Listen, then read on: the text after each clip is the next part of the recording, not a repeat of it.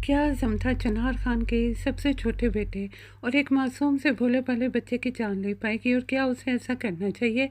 चनार खान को जमदा कैसे मौत के घाट उतारेगी, और चनार खान को कितना बड़ा शौक लगेगा जब उसे समता की हकीकत पता चलेगी, कितना बड़ा झटका लगेगा। ये आप सोच सकते हैं, यानी जिन पत्तों पे तकिया था वही पत्ते हवा देने लगे। इन सारे दिलचस्प सवालों के जवाब आज इस व्लॉग में आपको मिलेंगे, और साथ ही ड्रामे की पिछली किस्त की अजीब बातों पर भी डिस्कस करेंगे। ऐसी बातें जो समय से बालातर थी कि उन्हें ऐसा क्यों दिखाया गया, जिनकी कोई तुक समझ में नहीं आती। ये बात कुछ अजीब सी नहीं है कि चंदोल खान जो बादल का साथी था, उसको तो इन लोगों ने कैसे बुरी तरह से बांधा था जंजीरों के साथ, मगर बादल जैसे खतरनाक दुश्मन को सिर्फ रस्सी के साथ बांधा गया। हालांकि इन्हें खुद भी एहसास था कि कितना खतरनाक, और फिर उस रस्सी को काट कर बादल आजाद तो हो गया, मगर जेल से बाहर कैसे आया? सवाल ये है। जेल के दरवाजे पर तो लॉक लगा हुआ था, और बरलास के वक्त गार्ड कहाँ पे दफ़ा हो गए थे? जब बरलास के साथ बादल की ज़ोर आजमाई हो रही थी, तो इन चीज़ों का भी जवाब मुहैया करना चाहिए था ना, कि दरवाज़ा कैसे खुला और गार्ड वहाँ पे मौजूद क्यों नहीं थे? वो अगर आग जलाकर गप्पे मारने में मसरूफ़ थे, सर्दी से निपटने के लिए आग से हाथ गर्म कर रहे थे, तो क्या उनको इसलिए रखा गया था? क्या इतने ख़तरनाक लोगों के पास ऐसे दकियानूसी गार्ड्स थे?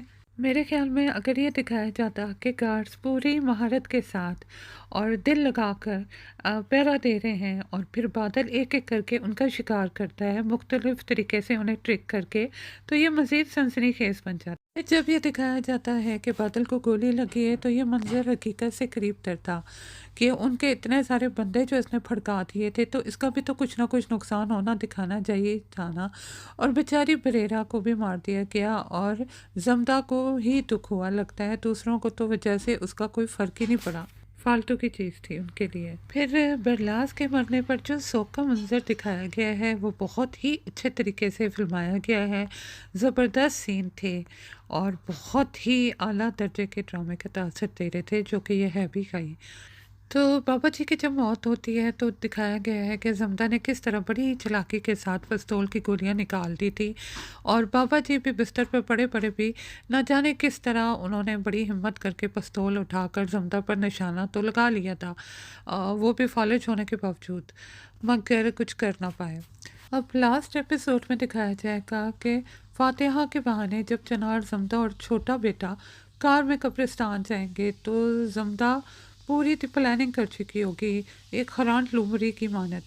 अब सवाल ये है कि जमदा एक मासूम बच्चे पर गोली चला पाएगी? क्या वो इतनी संग दिल है?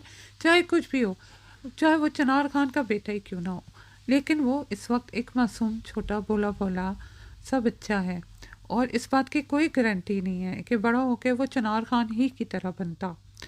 हमने कई ऐसे केसेस देखे हैं कि बड़े बड़े जालिमों के बच्चे जो थे, वो बड़े होके बड़े नेक बने, और बड़े बड़े नेक लोगों के बच्चे बड़े होके आवारा, बदमाश और बड़े बड़े कातिल बन गए।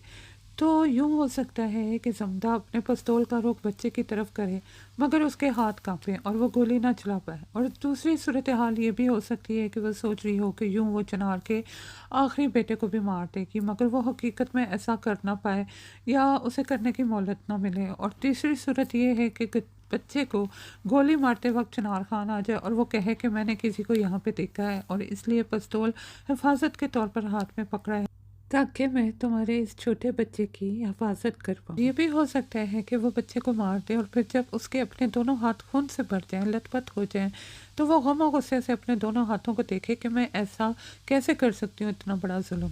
मैं उम्मीद करती हूँ कि आपको आज की वीडियो पसंद आई होगी। अगर पसंद आई है तो मेरे चैनल को सब्सक्राइब कर लीजिए। शुक्रिया।